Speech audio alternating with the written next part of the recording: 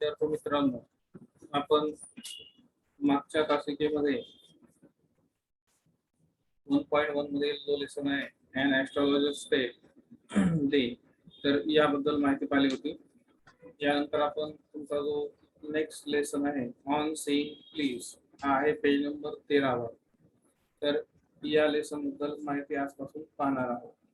आता या particular lesson मध्ये ऑन सेइंग प्लीज याबद्दल माहिती सांगताना म्हणजे प्लीज हा शब्द प्रयोग वापरताना, ठीक आहे, थोडक्यात प्लीज हा शब्द आपण जेव्हा वापरतो जेव्हा आपण समजा एखादी काही मिस्टेक केली असेल तर प्लीज किंवा काही विनंती करायची असेल तर प्लीज हा शब्द आपण वापरत असतो. तशाच प्रकारे या लेसन मध्ये सुद्धा एक प्रसंग घडताना आपल्याला दाखवलेला आहे आणि त्याचे काय परिणाम होतात प्लीज शब्द न वापरल्यामुळे, तर ते याच्यामध्ये सांगितलेले आहे. तर लेसन सुरू करण्यापूर्वी जर तुम्ही पेज नंबर 13 वर पाहिलं तर तिथं सुरुवातीला काही आईस ब्रेकर ऍक्टिव्हिटी तुम्हाला दिसतात. प्रत्येक लेसन मध्ये तुम्हाला अशा या आईस ब्रेकर ऍक्टिव्हिटी दिसतात. म्हणजे लेसनची पार्श्वभूमी आपल्या लक्षात यावी यासाठी अशा प्रकारचे काही क्वेश्चन्स तिथं दिलेले आहेत. यामधला पहिला क्वेश्चन तुम्हाला दिसतो आहे, list the words of courtesy that we use in our daily life. म्हणजे आपण आपल्या दैनंदिन जीवनामध्ये काही शिष्टाचाराचे शब्द वापरत असतो, त्यांची आपल्याला एक यादी बनवायची आहे. लिस्ट म्हणजे यादी बनवणे. Discuss them with your partner and explain the purpose of using of each. आता जसं एक चार्ट तुम्हाला दिसतो आहे वर्ड्स ऑफ कोर्टसी, त्यामध्ये तुम्हाला 8 डबे भरायचे आहेत. त्यामधला एक डबा भरून दिलेला आहे थँक्यू. तर थँक्यू सारखे काही शब्द आपण आपल्या संभाषणामध्ये वापरतो. आता असा हा प्रश्न तुम्हाला दिसेल. आता या प्रश्नाचं जे उत्तर आहे तर ते अशा प्रकारे बघा, कोणकोणते शब्द आपण कोर्टसी म्हणून वापरू शकतो. तर प्लीज हा शब्द आहे, काइंडली शब्द आहे, ठीक आहे. हॅपी जर्नी समजा आपण एखाद्या वेळेस प्रवासाला निघत असतो तेव्हा. Good morning, thank you, good you विनंती करण्यासाठी हा शब्द असतो. Welcome, take care. आता हे शब्द प्रयोग जे आहे तर आपण केव्हा वापरतो, जसं प्लीज शब्द वापरायचा to make a request, kindly शब्द वापरायचा when we make a formal request, म्हणजे आपण एखादी औपचारिक विनंती करतो तेव्हा. हॅपी जर्नी हा to wish someone a joyful journey, म्हणजे एखादा व्यक्ती प्रवासाला येत असेल तर त्याचा आनंदाचा प्रवास व्हावा यासाठी आपण म्हणतो. त्यानंतर good morning to wish someone in the morning, असं गुड नाईट, गुड इव्हनिंग असं म्हणू शकतो. त्यानंतर thank you when someone is kind to us, जेव्हा एखाद्याने आपल्याला काही मदत केली असेल तेव्हा थँक्यू. कुड यू हा शब्द प्रयोग आपण टू पोलाइटली रिक्वेस्ट समथिंग, एखाद्याला नम्रपणे विनंती करायची असेल तर कुड यूचा प्रश्न आपण विचारू शकतो. त्यानंतर welcome to greet someone who has arrived, म्हणजे एखादा व्यक्ती आपल्याकडे आला असेल पाहुणा वगैरे किंवा मग कोणी दुसरीकडे आलं नसेल एखाद्या ठिकाणी तर आपण हा शब्द वापरायचा वेलकम. आणि टेक केअर हा जो शब्द आहे तर टू कॉशन समवन, एखाद्या व्यक्तीला दक्ष राहण्यासाठी आपण हा शब्द प्रयोग वापरतो. तर अशा प्रकारे इथं ही लिस्ट आहे आणि ते केव्हा वापरले जातात तर त्याचे उपयोग आपल्याला पाहायला मिळतील. यानंतर पुन्हा तुमच्या आईस ब्रेकर्स ऍक्टिव्हिटी मध्ये दुसरा पॉइंट आहे, त्यामध्ये प्रश्न जो आहे तर असा आहे, listed below are a few character traits of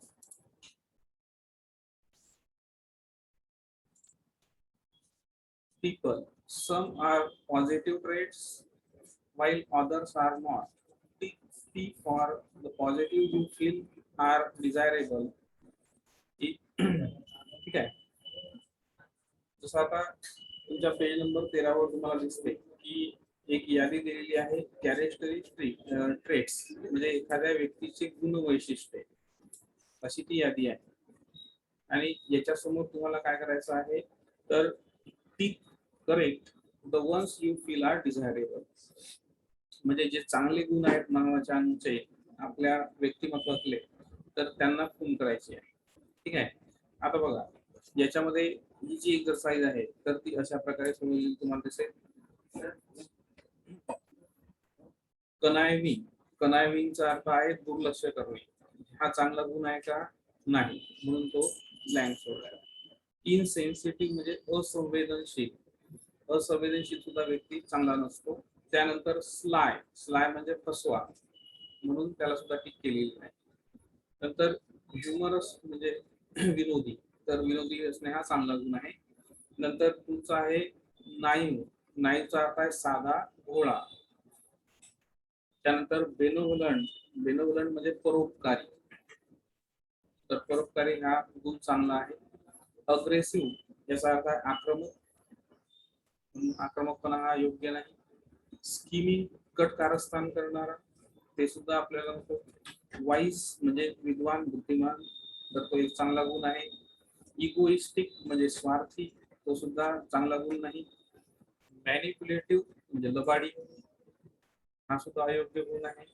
रूढ. रूढ म्हणजे उर्मट, हा सुद्धा अयोग्य गुण. बोस्टफुल म्हणजे स्वतःची बढाई मारणारा, हा सुद्धा अयोग्य गुण. हंबल म्हणजे नम्र, नम्रता असणं हा एक चांगला गुण आहे. नंतर सर्वाइव्ह तर वाईट विचार करणारा, हा सुद्धा नको. टेरिटोरियल प्रादेशिक म्हणजे संकुचित वृत्तीचा, ते सुद्धा नको. पॅट्रोनिशिंग तर दुसऱ्या व्यक्तीचं एक प्रकारे दायित्व न घेण्याचं पॅट्रोनायझिंग. जनरस म्हणजे उदार. तर हे जे टिकमार्क केलेले मानवाचे गुण आहेत, तर हे योग्य आहे आणि म्हणून याच्यासमोर आपल्याला अशी टिक केलेली पाहायला मिळते. तिसरी आईस ब्रेकर ऍक्टिव्हिटी या पेज नंबर 13 वरची आहे. त्यामध्ये आपल्याला काही मॅनर्स आणि एटिकेट्स समाजामध्ये जगताना पाळावे लागतात, तर त्यांच्याबद्दलची लिस्ट आहे. ठीक आहे, अशा प्रकारचा प्रश्न आहे. एटिकेट्स अँड मॅनर्स म्हणजे थोडक्यात शिष्टाचार are very important for a person to live in the society. म्हणजे समाजामध्ये जगताना मानवाला काही शिष्टाचार पाळणं महत्वाचं असतं. Read the following and put them in proper followers. तुम्हाला असे काही 6 वाक्य दिलेले आहेत. हे 6 शिष्टाचार आहेत आणि ते कोणते योग्य आहे, कोणते अयोग्य आहे, तर असे हे तुम्हाला डिव्हाइड करायचं आहे. ठीक आहे, आता बघा याच्यामध्ये पहिला आहे to receive phone call when you are in a lecture or class. म्हणजे जेव्हा तुम्ही एखाद्या व्याख्यानामध्ये असाल किंवा क्लासमध्ये टीचिंग करत असाल आणि तेव्हा तुम्हाला फोन येतो, ही गोष्ट योग्य की अयोग्य, तर ती आहे इनअप्रोप्रिएट. ठीक आहे. दुसरा आहे to knock before you enter your principal's office. म्हणजे प्रिन्सिपलच्या ऑफिस मध्ये जाण्याच्या पहिले आपण त्या दरवाजावर नॉक करतो, दरवाजा वाजवतो. हा शिष्टाचार अप्रोप्रिएट आहे की इनअप्रोप्रिएट आहे, तर तो अप्रोप्रिएट तुम्हाला दिसेल. ठीक आहे. नंतर तिसरा आहे to thank the person who offers you tea or coffee. समजा जर आपल्याला कोणी चहा कॉफी दिली असेल तर त्याचे आभार मानणे हा अप्रोप्रिएट शिष्टाचार आहे. To be polite and courteous to others. दुसऱ्यांसोबत आपण नम्रपणे वागायचं आणि सौख्यानं वागायचं, तर हे सुद्धा एक चांगली क्वालिटी आहे, अप्रोप्रिएट मध्ये. त्यानंतर 5वा मुद्दा to leave the classroom without teacher's permission. Teacher शिकवत असताना त्यांची परमिशन न घेता क्लास सोडणं हे इनअप्रोप्रिएट बिहेवियर आहे. आणि to occupy the seats reserve for ladies or physically challenge or elderly people on a bus or train. म्हणजे ट्रेन किंवा बसमध्ये ज्या काही सीट्स लेडीज साठी असतात किंवा अपंग लोकांसाठी असतात किंवा वृद्ध लोकांसाठी असतात, त्या सीटवर बसणं ही गोष्ट कशी आहे, अयोग्य आहे. ठीक आहे, तर अशा प्रकारे हा जो चार्ट आहे तुम्हाला फिलअप करता येईल. तर अप्रोप्रिएट मध्ये 3 आणि इनअप्रोप्रिएट मध्ये 3 असे वाक्य तुम्हाला त्या पेज नंबर 13 वर लिहायचं आहे. तर प्रत्येक लेसन मध्ये तुम्हाला अशी आईस ब्रेकर ऍक्टिव्हिटी दिसेल. त्याच्यामध्ये काही प्रश्न देतात. या प्रश्नांचा उद्देश काय असतो, तर आपल्याला जे काही टेक्स्ट अभ्यासायचा आहे, जो काही धडा अभ्यासायचा आहे, तर त्याची पूर्वकल्पना देण्यासाठी किंवा आपलं जे काही सामान्य ज्ञान आहे ते त्या लेसन बद्दलचं जागरूक करण्यासाठी या पर्टिक्युलर पार्टचा उपयोग केला जातो. त्यानंतर नेक्स्ट जो पार्ट आहे तर तो पेज नंबर 14 वर आहे. इथं तुम्हाला ऍक्च्युअल लेसन दिसतो. आता या लेसनच्या सुरुवातीला तुम्हाला असं हेडिंग आहे ऑन सेइंग प्लीज, आणि ही जी माहिती आहे तर ही माहिती लेखकाबद्दल आणि या जगाबद्दल आहे. ठीक आहे. आता ही माहिती जी आहे तर ही पाहताना सुरुवातीला हा रायटर आहे अल्फ्रेड जॉर्ज गार्डिनर, आणि अल्फ्रेड जॉर्ज गार्डिनर याचा जो लाईफ स्पॅन आहे 1865 पासून तर 1946 पर्यंत. Gardner was born at Chelmsford in Essex in 1865. म्हणजे 1865 मध्ये इसेक्स या भागामध्ये चेम्सफोर्ड या गावात एजी गार्डनर यांचा जन्म झाला होता. He started his literary career as a journalist. आणि त्यांनी आपलं जे काही वाङ्मयीन जे काही व्यवसाय आहे किंवा वाङ्मयीन त्यांचं जे काही करिअर आहे तर हे सुरुवातीला कशाला सुरू केलेलं आहे, स्टार्ट म्हणजे सुरू करणे ऍज अ जर्नलिस्ट, म्हणजे जो वार्ताहर असतो तर तिथून त्यानं आपलं काम सुरू केलं at the age of 37.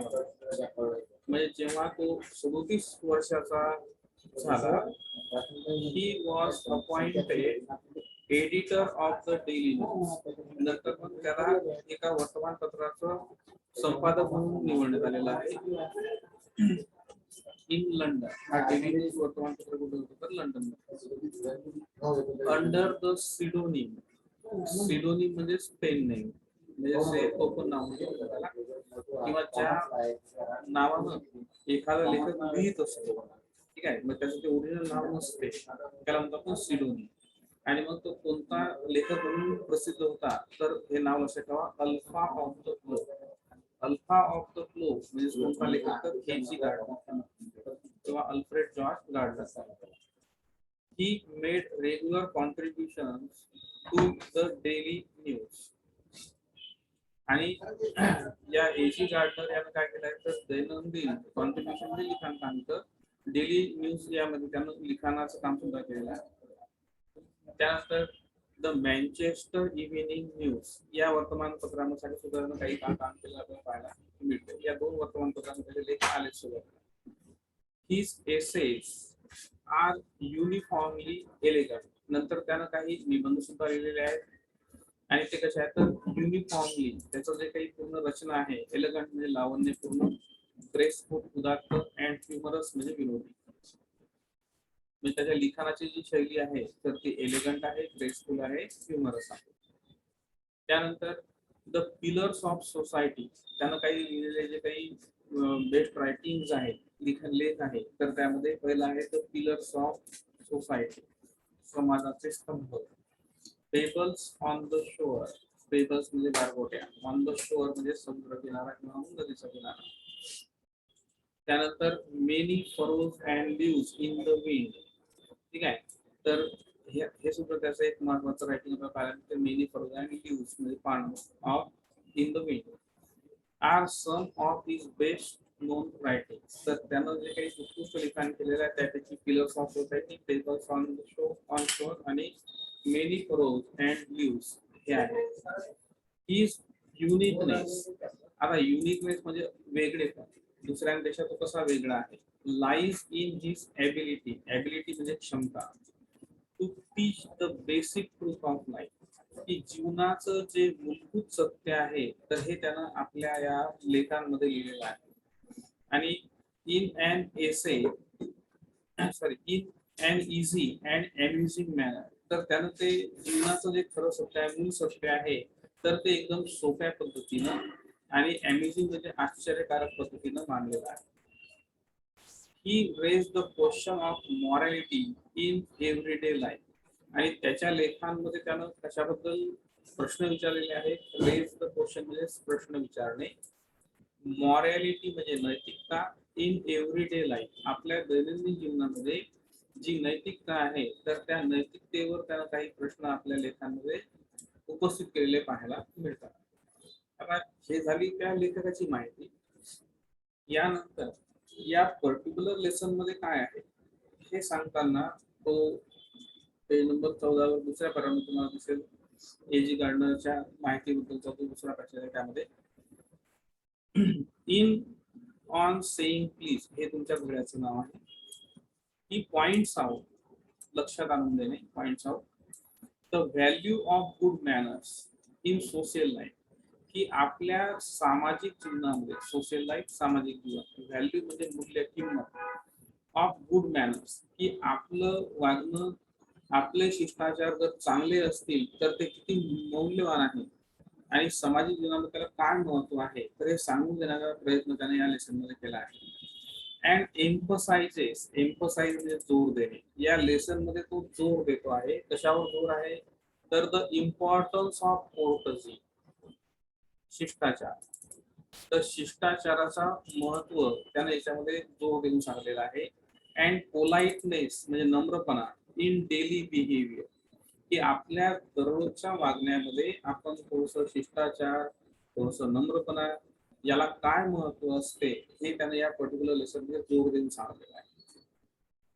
He shows how polite speech and manners sweeten the atmosphere around, आणि तो आपल्याला या लेसन मध्ये सांगतो आहे, दर्शवून देतो आहे कशा प्रकारे पोलाइट स्पीच, आपलं जी भाषा आहे ही जर नम्र असेल, अँड मॅनर, आणि आपले शिष्टाचार जर चांगले असतील, तर याच्यामुळे काय होते, स्वीटन म्हणजे मधुर करणे, द ॲटमॉस्फिअर म्हणजे आपल्या अवतीभोवतीचं वातावरण, अँड हाऊ डिस्कोर्टजी, आणि जर आपण याच्या विरुद्ध म्हणजे नम्रपणा सोडून दिला, शिष्टाचार पाळणं सोडून दिलं आणि याच्या विरुद्ध जर आपण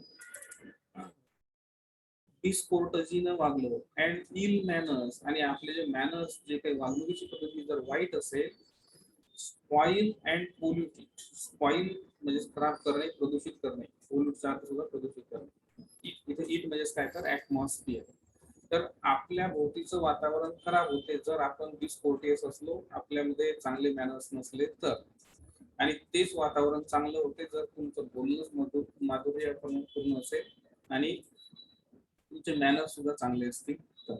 तर अशा प्रकारे या पर्टिक्युलर लेसन मध्ये एजी गार्डनरचं जे मेन फोकस आहे, तर आपल्या स्वभावातल्या मृदूपणावर आहे, शिष्टाचारांवर आहे, आणि म्हणून आपण चांगले शिष्टाचार पाळले तर आपल्या अवतीभोवतीचं वातावरण सुद्धा चांगलं राहू शकते, हे सांगण्याचा प्रयत्न तो या पर्टिक्युलर लेसन मध्ये करणार आहे.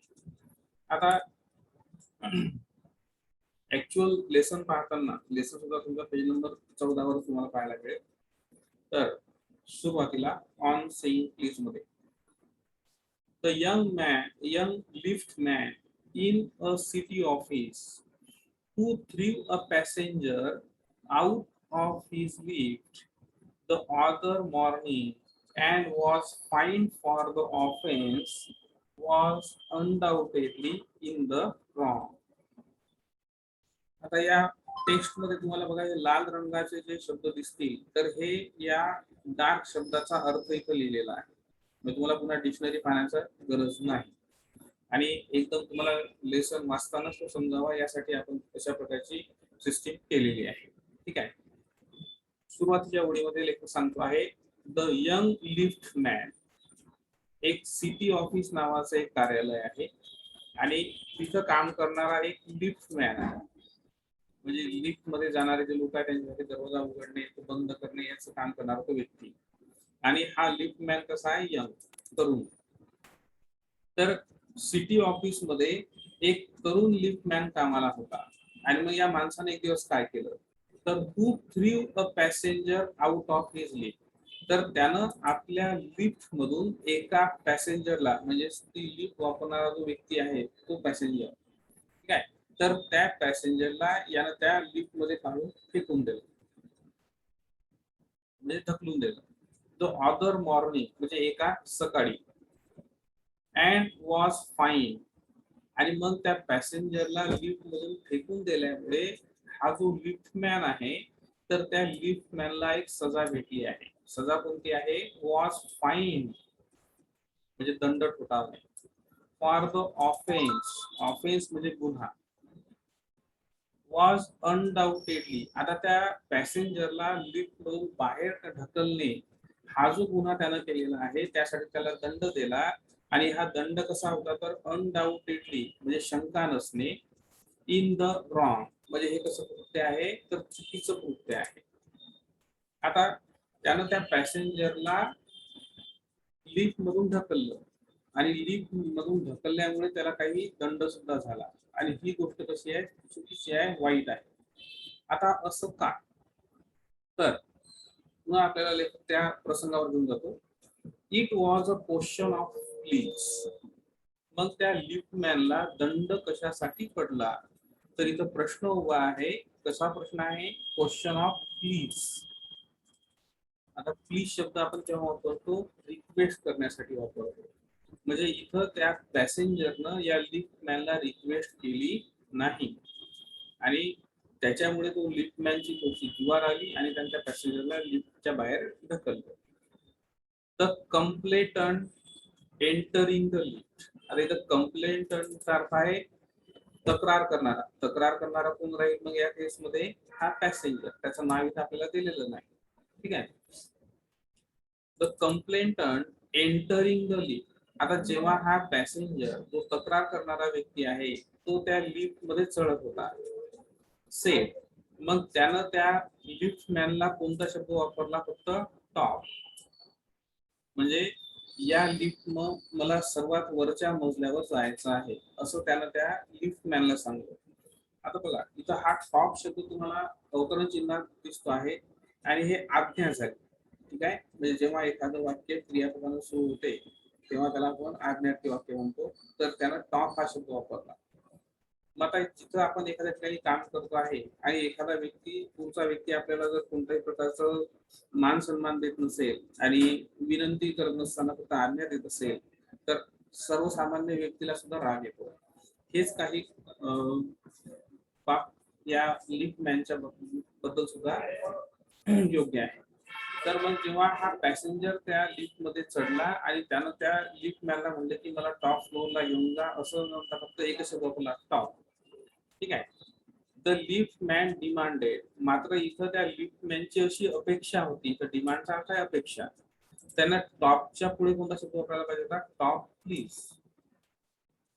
म्हणजे कृपा करून मला सर्वात वरच्या मजल्यावर घेऊन चला असं त्या पॅसेंजरनं म्हणायला पाहिजे होतं. मात्र त्यानं तसं म्हटलं नाही. And this concession. आता इथं कन्सेशन कोणतं? तर टॉप प्लीज हे दोन शब्द वापरण्याच्या ऐवजी त्या पॅसेंजरनं फक्त एकच शब्द वापरला टॉप. म्हणजे तो कोणता शब्द खाऊन टाकला त्यानं? प्लीज शब्द. आणि हे जे कन्सेशन म्हणजे सूट. बीइंग रेफ्युज्ड. आणि मग फक्त टॉप शब्द वापरला, प्लीज शब्द वापरला नाही, म्हणून त्या लिफ्टमॅननं काय केलं तर त्याला नाकारलं. ही नॉट ओनली डिक्लाइन. डिक्लाइनचा अर्थ आहे नाकारणे. To comply. कंप्लायचा अर्थ आहे पूर्ण करणे किंवा आज्ञेचं पालन करणे. With the instruction. इन्स्ट्रक्शन म्हणजे सूचना. तर त्या पॅसेंजरनं त्याला सूचना दिली की तुम्हाला टॉप फ्लोअरला घेऊन जा. मात्र त्यानं प्लीज शब्द वापरला नाही आणि मग याच्यामुळे त्या लिफ्टमॅननं काय केलं तर त्याच्या आज्ञेचं पालन केलं नाही. याच्या उलट त्या लिफ्टमॅननं काय केलं मग तर हरल्ड द पॅसेंजर. हरल्डचा अर्थ आहे फेकून देणे. चा अर्थ आहे फेकणे, ढकलणे. The passenger out of the lift. तर त्यानं त्या पॅसेंजरला लिफ्ट मधून बाहेर ढकललं. ठीक आहे. मग त्याला वरच्या मजल्यावर तर नेलंच नाही तर त्याला त्या पॅसेंजरला लिफ्ट मधून ढकललेलं बाहेर.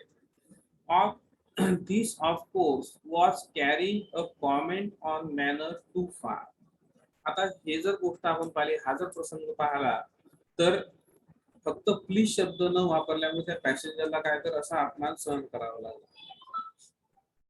आणि लेखक या प्रसंगावर विचार करतो आहे की ही बाब कशी आहे? Was carrying a comment on manner too far. की शिष्टाचार पाळावे की नाही पाळावे याचं पराकोटीचं उदाहरण हे आपल्याला इथं पाहायला मिळते आहे. Discourtesy is not a legal offence. आता शिष्टाचार पाळावे की नाही पाळावे हा व्यक्तिगत प्रश्न जरी असला तरी सुद्धा लेखक याच्यावर काही भाष्य करतो आहे. त्यामधलं पहिलं आहे डिसकोर्टजी म्हणजे असभ्यता, शिष्टाचार न पाळणे. Is not a legal offence. Legal म्हणजे कायदेशीर, ऑफेन्स म्हणजे गुन्हा. म्हणजे आपण प्लीज वापरा किंवा वापरू नका त्याला आपल्याला कायद्यानं काही शिक्षा भेटत नाही. मात्र समाजामध्ये आपल्याला असं म्हणावं लागते, विनंती करावी लागते, प्लीज शब्द वापरावा लागतो. ठीक आहे. मग असभ्यता जो आहे तर हा काही कायदेशीर गुन्हा नाही. And it does not excuse. आणि जर एखाद्या व्यक्तीनं असभ्यता पाळली असेल, इट डज नॉट एक्सक्यूज. एक्सक्यूजचा अर्थ आहे कारण. Assault and battery. Assault and battery याचा अर्थ आहे प्राणघातक हल्ला किंवा मारपीट. म्हणजे जर एखाद्या व्यक्तीने सभ्यता पाळल्या नाही तर त्याच्यावर आपण हल्ला करणं किंवा त्याला मारपीट करणं हे सुद्धा योग्य कारण नाही. If a burglar breaks into my house. जर एखादा ब्रगलर म्हणजे चोर, ब्रेक इनटू म्हणजेच घरात घुसणे. म्हणजे जर माझ्या घरामध्ये जर एखादा चोर घुसला and I knock him down, आणि जर त्या चोराला मी काय तर एक बुक्का मारला, नॉक हिम डाऊन, आणि बुक्का मारून त्याला खाली पाडलं, तर लॉ विल ऍक्विट. मग या बाबतीमध्ये कायदा काय करेल? ऍक्विट. ऍक्विटचा अर्थ आहे मुक्त करणे. मी म्हणजे चोराला मारणं ही गोष्ट आहे योग्य. मात्र एखाद्या असभ्य माणसानं शिष्टाचार पाळले नाही तर त्याला मारणं याला काही कायद्याचा सपोर्ट नाही. And if I am physically assaulted, आणि जर याला कोणी फिजिकली म्हणजे शारीरिक, असॉल्ट म्हणजे हल्ला करणे, it will permit me to retaliate. समजा एखादा चोर आला, त्यानं आपल्यावर हल्ला केला, तर आपण सुद्धा त्याला काय करू शकतो? परमिट म्हणजे परवानगी असणे. To retaliate. रिटॅलिएटचा अर्थ बदला घ्या. मग जर आपल्याला कोण शारीरिक इजा पोहोचवली तर आपण त्याला काय तर त्याचा बदला घेण्याची आपल्याला परवानगी आहे. With reasonable violence. मात्र असा हा बदला घेताना सुद्धा कसा तर रिझनेबल म्हणजे सेन्सिबल किंवा ज्युडिशियस असं त्याला म्हणतात. व्हायलन्स म्हणजे काय तर क्रूरता, क्रुएल्टी किंवा अग्रेशन. म्हणजे जर आपल्याला कोण चापट मारली तर आपण त्याला त्या बदल्यात चापट मारणे हे सुद्धा काय तर थोड्याफार प्रमाणामध्ये रिझनेबल अशा प्रकारचं आपण मानू शकतो किंवा कायदेशीर मानू शकतो. It does this because. आता समजा चोराला मारणं ही गोष्ट कशी आहे? योग्य आहे असं म्हणताय. बिकॉज द ब्रगलर अँड माय असिल्टन. असिल्टनचा आता हल्लेखोर किंवा मारेकरी. म्हणजे माझ्या घरामध्ये शिरलेला चोर असेल किंवा माझ्यावर हल्ला करणारा एखादा व्यक्ती असेल तर घरामध्ये शिरणं, बळजबरी हे सुद्धा काय तर हा गुन्हा आहे. किंवा एखाद्या व्यक्तीला मारणं हे सुद्धा हा गुन्हा आहे. मग त्या पुढच्या व्यक्तीनं जर काय केलं असेल, हॅव ब्रोकन म्हणजेच मोडणे quite definite commands of the law. Definite म्हणजेच काय तर निश्चित. कमांड्स याचा अर्थ आहे नियम. ऑफ द लॉ म्हणजे चोरी करणारा जो आहे त्यानं कायदा मोडलेला असतो. हल्ला करणारा जो आहे त्यानं सुद्धा कायदा मोडलेला असतो. मात्र बट नो लीगल सिस्टम म्हणजे अशी कोणतीही कायदेशीर पद्धती नाही. कुड ऍटम. ऍटम म्हणजे आव्हान करणे, चॅलेंज करणे. To legislate. लेजिस्लेट म्हणजे कायदे करणे. Against bad manners. की एखादा व्यक्ती असभ्य असेल, तो शिष्टाचार पाळत नसेल तर त्याला शिक्षा द्यावी असं कोणत्याही कायद्यानं अजून बनलेलं नाही. अँड कुड सँक्शन. सँक्शनचा अर्थ आहे परमिट किंवा सपोर्ट, पाठिंबा देणे. The use of violence. Violence म्हणजे हिंसा. Against something which it does not itself recognise. रिकॉग्नाइजचा अर्थ आयडेंटिफाय, स्पॉट, आढळणे, शोधणे. As a legally punishable offence. Legally म्हणजे कायदेशीर, पनिशेबल म्हणजे शिक्षा करण्यासारखा, ऑफेन्स म्हणजे गुन्हा. थोडक्यात जर आपल्यावर कोणी हल्ला केला किंवा घरात चोरी केली तर त्यानं कायदा मोडलेला असतो, त्याच्या विरुद्ध आपण कायदेशीर अशा प्रकारची लढाई करू शकतो. मात्र जर एखादा व्यक्ती असभ्यपणे वागत असेल आणि मग त्याच्या असभ्यपणासाठी त्याला काहीतरी शिक्षा मिळावी असे कायदे अजून समाजामध्ये कोणत्याच नाही.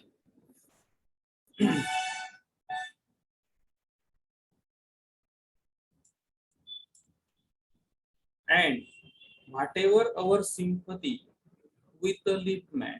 आणि मग ज्या लिफ्टमॅनच्या उदाहरणावर पुन्हा लेखक येतो आणि आपल्याला म्हणताय की जे काही व्हॉटेवर जे काही सिम्पथी म्हणजे सहानुभूती विथ द लिफ्टमॅन मग त्या लिफ्ट मॅन त्या पॅसेंजरला लिफ्ट मधून ढकलून दिलं.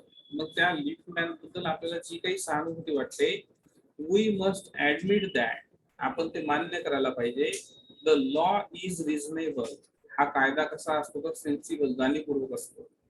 आणि it would never do if we were at liberty to box म्हणजे fight people ears because we did not like their behavior or the tone of their voice or the scowl on their faces. आता एखाद्या व्यक्तीने शिष्टाचार पाळले नाही आणि त्याच्या विरुद्ध म्हणजे शिष्टाचार न पाळल्यामुळे आपण जर त्याला काय केलं, त्याच्यासोबत फायटिंग केली, तर त्याला फायटिंग करण्याचं स्वातंत्र्य आपल्याला नाही. लिबर्टी म्हणजे स्वातंत्र्य. टू बॉक्स पीपल्स इयर्स म्हणजे त्या माणसाच्या कानाखाली मारणं हे अयोग्य आहे. Because we did not like their behaviour, म्हणजे एखाद्या व्यक्तीचा स्वभाव आपल्याला आवडत नसेल तर त्याला मारणं हे काही योग्य नाही. Or the tone of their voice, किंवा त्या माणसाच्या आवाजामध्ये काय तर थोडासा रागीटपणा असेल किंवा आपल्याला एक प्रकारे रागवण्याचा जर त्याचा स्वभाव असेल तर त्याच्याबद्दल आपण त्याला मारू शकत नाही. ऑर टू स्कोलचा अर्थ आहे कपाळावरची आठी. ऑन देअर फेसेस, मग एखाद्या व्यक्तीला तुमच्याकडे पाहिल्यानंतर त्याच्या कपाळावर जर आठ्या पडत असतील तर आपण त्याला मारणं योग्य नाही. अवर फिस्ट म्हणजे मूठ वुड नेव्हर बी इडल. इडलचा अर्थ आहे स्लगिश, स्लगिशचा अर्थ आहे हळूवार. अँड द गटर्स म्हणजे नाल्या of the city would run with blood all day, म्हणजे जर असं कोणी आपल्या विरुद्ध अपशब्द बोललं किंवा कोणी आपल्या एखाद्या व्यक्तीचा स्वभाव आपल्याला आवडत नसेल किंवा एखाद्या व्यक्तीच्या कपाळावर आठा येत असतील, एखाद्या व्यक्तीचा आवाजाचा टोन आपल्याला आवडत नसेल, अशा व्यक्तीला जर आपण मारत सुटलो तर पूर्ण शहरातल्या ज्या काही नाल्या आहेत तर त्या सर्व कशाने भरून जातील, रक्तानं भरून जातील आणि सर्वीकडे तर अनानंदित माझे. म्हणून शिष्टाचार जे आहे तर ते फक्त पाळायचे असतात, त्याला कायद्याचं कोणतंही अशा प्रकारचं बंधन नसते. म्हणून समाजामध्ये जगताना आपण नम्रपणे आणि पोलाइटली वागणं गरजेचं आहे. काय आपण बाकीचा पुढच्या पिढीला